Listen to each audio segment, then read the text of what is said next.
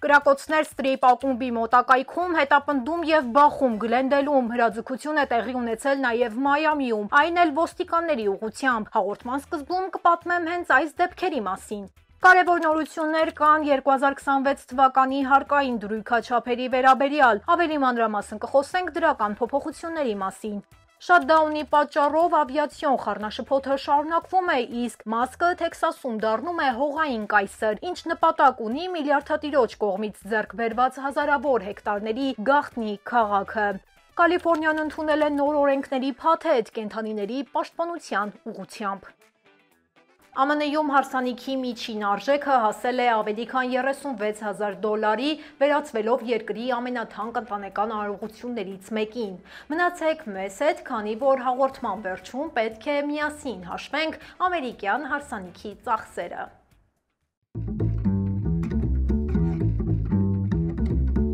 Բարև ձեզ, ես Լենա Կարապետյանն եմ և ինչպես միշտ ձեզ կպատմեմ Միացյալ Նահանգների ամենաքննարկվող իրադարձությունների մասին։ Մենք շնորհակալ ենք ձեր մեկնաբանությունների, լայքերի և բաժանորդագրության համար։ Դրանք իսկապես օգնում են մեր նախագծի զարգացմանը։ Անցնենք այսօրվա թեմաներին։ Մայամիի ոստիկանության վրա տեղի ունեցած զինված հարձակումը դարձել է օրվա գլխավոր թեման։ Եղբայրների միջև վիճաբանությունը հանգեցրել էր կրակոցների, որոնք ոստիկաններին բերել էին դեպքի վայր։ 27-ամյա Մեյսեն Տրիանան կրակ է բացել նրանց ուղղությամբ։ Երկու ոստիկաններ վիրավորվել են ոտքի շրջանում և տեղափոխվել հիվանդանոց, իսկ հարձակվողը փակվել է մոտակա տանը և հրաժարվել է հանձնվել։ Մի քանի ժամ տևած բանակցություններից հետո ոստիկանությունը հայտարարել է գործողության ավարտի մասին։ Տրիանայի մարմինը հայտնաբերվել է տան ներսում, սակայն դեռ պարզ չէ, նա ինքնասպանություն է գործել, թե մահացել է ոստիկանների հակահարձակման ընթացքում։ Կրակոց է լսվել Լոս Անջելեսի Atwater Village թաղամասում ստրիփ ակումբի մոտակայքում։ Նախնական տվյալներով մոխրագույն սեդանի մեջ գտնվող երկու անձ կրակ են բացել ակումբի մոտ, ապա փախուստի դիմել, սակայն քիչ անց վթարի են ենթարկվել Գլենդեյլում, Pacific Avenue և Broadview խաչմերուկներում։ Կադրերում երևում էր մեծ թվով ոստիկաններ և փակված փողոցներ։ Բարեկային մեքենաները շրջափակել էին Բրազիլ Սիթին և Սան Ֆերնանդո Ռոդի հատվածը։ Կասկածյալների ձերբակալման մասին տեղեկություններ այս պահին չկան։ Տուժած անձը, որի ինքնությունը չի հրապարակվում, ըստ հաղորդումների ինքնուրույն է տեղափոխվել հիվանդանոց, սակայն նրա վիճակի մասին մանրամասներ չեն հաղորդվել։ Ոստիկանությունը շարունակում է հետաքննությունը, պարզելու կրակոցների պատճառները ու ներգրավված անձանց ինքնությունը։ Նախագահ Դոնալդ Թրամփի որոշումը Ազգային գվարդիան ուղարկել դեմոկրատների կողմից ղեկավարված քաղաքներ բախվել է լուրջ իրավական դիմադրության։ Չիկագոյում դաշնային դատարանը ժամանակավորապես արգելել է գվարդիայի մուտքը Իլինոյս, սահմանելով 14-օրյա արգելք մինչև գործի ամբողջական քննությունը։ Դատավոր Էյպրիլ Փերին այս որոշումը հիմնավորել է նշելով, որ չկան վստահելի ապացույցներ ապստամբության կամ անկարգությունների սպառնալիքի մասին։ Նախագահը կարող է ապահովել օրենքների կիրառումը առանց զինվորական միջամտության։ Միաժամանակ Կալիֆոռնիայում գտնվող 9-րդ շրջանի վերաքննիչ դատարանում լսումներ են անցկացվել Պորտլենդում զորքերի տեղակայման արգելքը վերացնելու շուրջ։ Այս երկու զուգահեռ դատական գործերը համարվում են Թրամփի վարչակազմի դեմ ուղղված ամենամեծ իրավական հակամարտություններից, քանի որ վտանգ է առաջանում խախտելու ռազմական ուժերի և քաղաքացիական կառավարման սահմանները։ Կալիֆոռնիայի նահանգապետ Գևին Նյուսոմը ստորագրել է նոր օրենք, որով նահանգում ամբողջությամբ արգելվում է կատուների ճանկերը հեռացնելու պրակտիկան։ Այս քայլը Կալիֆոռնիան դարձնում է ԱՄՆ-ի ամենամեծ նահանգը, որտեղ այս վիրահատությունը պաշտոնապես արգելվում է։ Օրինագիծը, որը հեղինակել է նահանգային падգամավոր Ալեքս Լին, թույլ է տալիս նման միջամտություններ միայն այն դեպքում, երբ այն բժշկական անհրաժեշտություն է կապված կենդանու առողջական խնդիրի հետ։ Կենդանիների պաշտպանության կազմակերպությունները որոշումը գնահատել են որպես պատմական հաղթանակ։ Կազմակերպությունը նշել է, որ ճանկերը հեռացնելը ցավոտ անդամահատում է, որը խախտում է կենդանու բնական վարքը։ Այսօր Կալիֆոռնիան ցույց տվեց, որ կենդանիների բարեկեցությունը գերակա է մարդու հարմարությունից, նշել է կազմակերպության նախագահը։ ԱՄՆ ներքին եկամուտների ծառայությունը հրապարակել է 2026 թվականի դաշնային հարկային նոր դրույքաչափերը, որոնք հաշվարկվել են հաշվի առնելով գնաճի ազդեցությունը։ Այս փոփոխությունը միտված է թեթևացնելու հարկային բեռը այն քաղաքացիների համար, ում եկամուտները չեն աճել նույն տեմպերով, ինչ գները։ Նոր կարգով ստանդարտ հարկային նվազեցումը ամուսնացած զույգերի համար կբարձրանա մինչև $32,200, նախորդ տարվա 31,500-ի փոխարեն, իսկ միայնակ հարկատուների կամ առանձին ներկայացնողների համար մինչև $16,100, նախորդ 15,750-ի փոխարեն։ Թեև հարկային տոկոսադրույքները մնում են անփոփոխ, ըստ Թրամփի ընդունած մեծ ու գեղեցիկ օրենքի, եկամտային շեմերը կբարձրանան համահունչ ինֆլյացիային։ Ամենաբարձր 37% դրույքաչափը կվերաբերի այն անձանց, որոնց տարեկան եկամուտը գերազանցում է $640,600։ Ավիացիոն խառնաշփոթ է ստեղծվել, երբ դաշնային իշխանությունները տեխնիկական խափանման պատճառով խոշոր օդանավակայաններում մի քանի ժամով կանգնեցրել են թռիչքները։ Խափանումը ազդել է Նյու Յորքի, Լոս Անջելեսի, Չիկագոյի, Դենվերի, Ատլանտայի և Մայամիի վրա։ Դրությունը սրվել է նաև կառավարության շաթդաունի հետևանքով, քանի որ բազմաթիվ օդային վերահսկիչներ չեն ներկայացել աշխատանքի աշխատավարձ չստանալու պատճառով։ Դաշնային ավիացիոն վարչության ներկայացուցիչները հայտարարել են, որ ուշացումները և չեղարկումները կշարունակվեն մինչև ֆինանսավորման վերականգնումը, որից հետո ամբողջ անձնակազմը կվերադառնա աշխատանքի։ Սիրելի հետևորդներ, մինչև թողարկման մյուս կարևոր նորությունների մասին խոսելը, եկեք տեսնենք, թե ինչ է հրապարակված մեր Facebook-յան էջում։ Ըստ հարցման, ամերիկացիների 69%-ը կարծում է, որ նախագահ Թրամփը փորձում է իր ձեռքում կենտրոնացնել ավելի մեծ իշխանություն, քան նախորդները, եւ նրանցից գրեթե կեսը դա համարում է վտանգավոր միտում։ Google-ի նախկին ղեկավարը զգուշացրել էր, որ արհեստական բանականության մոդելները խոցելի են հաքերների համար և կարող են նույնիսկ սովորեցնել սպանել, եթե հայտնվեն չարամիտների ձեռքում։ Նա նշել էր, որ արդեն եղել են դեպքեր, երբ մոդելները հակառակ ուղղությամբ վերծանվել են և դարձել վտանգավոր տարբերակներ, ինչպիսին էր 2023-ին համացանցում տարածված ChatGPT-ի փոփոխված տարբերակը DALL-ը, որը շրջանցել էր անվտանգության սահմանափակումը։ Այդ պատճառով Շմիդթը կոչ էր արել ստեղծել գլոբալ պաշտպանական մեխանիզմներ նման տեխնոլոգիաների չարաշահումը կանխելու համար։ ԱՄՆ-ի ճանապարհային անվտանգության վարչությունը սկսել էր հետաքննություն շուրջ 3 միլիոն Տեսլա մեքենաների վերաբերյալ։ Հետաքննության նպատակն էր ուսումնասիրել Full Self-Driving համակարգի հետ կապված վթարները։ Ըստ հաղորդումների, վթարների ընթացքում ավտոմեքենաները չեն կանգնել կարմիր լույսի տակ կամ շարժվել են սխալ ուղղությամբ, ինչը հանգեցրել էր 14 վթարի և 23 վիրավորի։ Եթե հետաքննությունը ցույց տա, որ համակարգը վտանգավոր է, դա կարող է հանգեցնել զանգվածային հետկանչի, ընդգրկելով բոլոր այն 2.8 միլիոն մեքենաները, որոնք համալրված են այս ֆունկցիայով։ Ցանկանում եմ հիշեցնել, որ մենք ամեն օր ձեզ համար պատրաստում ենք կարևոր և վստահելի տեղեկություն պարզ ու հետաքրքիր ձևով, ներկայացնելով մեր Facebook-ում, այնպես որ կարող եք հետևել մեր սոցցանցերի թարմացումներին։ ԱՄՆ իշխանությունները հաստատել են, որ մոտ 200 զինծառայող կուղարկվի Իսրայել Գազայի հատվածում հրադադարի պայմանավորվածությանն իրականացմանն աջակցելու համար։ Պաշտոնյաների խոսքով ԱՄՆ-ի կենտրոնական հրամանատարությունը Իսրայելում ստեղծելու է քաղաքացիական ռազմական համակարգող կենտրոն, որը կհամակարգի մարդասիրական օգնության մատակարարումը, ինչպես նաև կտրամադրի անվտանգության և լոգիստիկ աջակցություն։ Նշվում է, որ առաքելությանը կմիանան նաև դաշնակից պետությունների, հասարակական կազմակերպությունների և մասնավոր հատվածի ներկայացուցիչներ։ Այս նախաձեռնությունը դիտվում է որպես Թրամփի վարչակազմի միջնորդությամբ ձեռք բերված հրադադարի առաջին գործնական քայլը, սակայն մի շարք կարևոր հարցեր դեռ բաց են մնում, օրինակ Համասի զինաթափման, իսրայելական զորքերի դուրսբերման և Գազայի ապագա կառավարման ձևավորման հարցերը։ Լոս Անջելեսի շրջանի փոքրիկ Վերնոն քաղաքը ճանաչվել էր Կալիֆոռնիայի այն քաղաքը, որտեղ ամենաշատն են գողություններ տեղի ունեցել։ Եզրակացությունը հիմնված է FBI-ի տվյալների վրա և ցույց էր տալիս գողությունների քանակը յուրաքանչյուր 100 բնակչի հաշվով։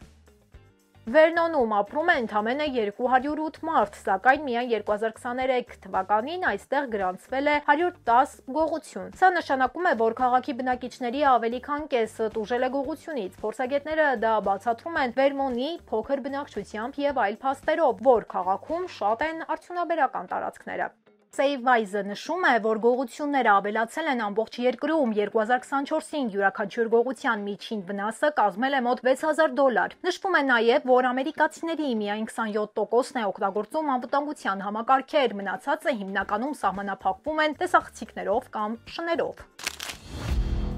Բժշկական հաստատություններում աճող վարակների ֆոնին Կալիֆոռնիայի Սոնոմա շրջանում կրկին պարտադիր է դարձել դիմակների կրումը։ Սկսած նոյեմբերի 1-ից հիվանդանոցներում, տարեցների խնամքի տներում, վերականգնողական կենտրոններում եւ այլ բուժ օբյեկտներում, որտեղ գտնվում են խոցելի խմբերի հիվանդները, բոլոր այցելուներն ու աշխատակիցները դիմակներ պետք է կրեն։ Կանոնը կգործի մինչև մարտի վերջ, իսկ բացառություններ կարվեն միայն այն մարդկանց համար, ովքեր ունեն բժշկական հակացություններ։ Բացի դրանից, բնակիչներին հորդորվում է պատվաստվել գրիպի եւ քովիդի դեմ, քանի որ նոր սեզոնային ալիքը արդեն սկսում է տարածվել Կալիֆոռնիայի հյուսիսում։ Նոր ուսումնասիրությամբ պարզվել է, որ ԱՄՆ-ի ամենաթանկ սննդամթերքը վաճառվում է այն քաղաքներում, որտեղ մարդիկ ունեն ամենացածր եկամուտները։ Ամենածանր իրավիճակը նկատվում է Դեթրոյթում, Քլիվլենդում եւ Բիրմինգեմում, որտեղ սննդի ծախսերը կազմում են ընտանիքի տարեկան եկամտի մոտ 4%-ը։ Գլխավոր պատճառը ըստ փորձագետների ծանր աշխատավարձերն ու տնտեսական անհավասարությունն են։ Դեթրոյթում, օրինակ, ընտանիքի միջին եկամուտը ընդամենը $40,000 է, ինչի հետևանքով նույնիսկ ամենօրյա գնումները դարձել են լուրջ ֆինանսական բեռ։ Միևնույն ժամանակ Կալիֆոռնիայի հարուստ շրջաններում, ինչպիսիք են Սան Խոսեն եւ Սան Ֆրանցիսկոն, սննդի վրա ծախսում են եկամուտի 1%-ը, ինչը համարվում է երկրի ամենացածր ցուցանիշը։ Ամուսնությունը Ամերիկայում վաղուց դուրս է եկել ընտանեկան տոնի սահմաններից, այն դարձել է մի ամբողջ տնտեսություն իր շուկաներով, վարկային համակարգերով ու նորաձևությամբ։ Սակայն վերջին տարիներին հարսանիքը դարձել է ոչ միայն սիրո, այլև ֆինանսական ծանր փորձություն։ Գնաճը, ծառայությունների թանկացումը եւ սոցիալական մեդիայի ճնշումը փոխել են ամերիկացիների մոտեցումը այս կարևոր օրվա հանդեպ։ ԱՄՆ-ում հարսանեկան միջոցառման միջին արժեքը ներկայումս կազմում է $33,000-ից $36,000։ Սա ավելի բարձր է, քան 2023 թվականի միջինը $30,119 եւ մոտ 10% աճ է մեկ տարում։ Եթե համեմատենք 2010-ականների սկզբի հետ, երբ հարսանիքը միջինում արժեր $27-ից $30,000, ապա կարելի է ասել, որ վերջին տասնամյակում ծախսերը աճել են մոտ 25%։ Ամենամեծ ծախսային հատվածը ռեստորանային հատվածն է, հյուրասիրությունը եւ տարածքի վարձակալությունը։ Ըստ NerdWallet-ի տվյալների, այն միջինում կազմում է մոտ $12,200, ինչը գրեթե ամբողջ բյուջեի կեսն է։ Լուսանկարչի ծառայությունը արժե մոտ $2,900, վիդեոօպերատորինը $2,300, երաժշտական խումբը կամ DJ-ը $1,700-ից $4,500, իսկ ծաղկային ձևավորումը եւ դեկորը մոտ $2,700։ Հարսանեկան զգեստը եւ գեղեցկության ծառայությունը կազմում են եւս $2,000-ից $2,500, իսկ հրավիրատոմսերի, տրանսպորտի ու մանր ծառայությունների համար միջինը ծախսվում է $500-ից $800։ Այս թվերը հատկապես տպավորիչ են, երբ հաշվի ենք առնում, որ ամերիկացի աշխատողի տարեկան միջին եկամուտը մոտ $59,000 է, այսինքն շատերի համար հարսանիքը կազմում է նրանց տարեկան եկամտի ավելի քան կեսը։ Հենց այդ պատճառով վերջին տարիներին տարածում է գտել վարկային հարսանիքները, ըստ հաշվետվության զույգերի մոտ 28%-ը ֆինանսավորում են իրենց հարսանիքը վարկային քարտով կամ հատուկ նպատակային վարկով։ Տնտեսական ճնշումները փոխել են նաև հարսանեկան ձևաչափերը։ Եթե մինչև համավարակը ընդունված էր 150-ից 200 յուրով միջոցառումը, ապա այսօր ավելի ու ավելի շատ զույգեր ընտրում են micro-wedding ձևաչափը մինչև 30-ից 40 յուրով։ 2024 թվականին ԱՄՆ-ում գրանցված հարսանիքների մոտ 42%-ը եղել են փոքր միջոցառումներ։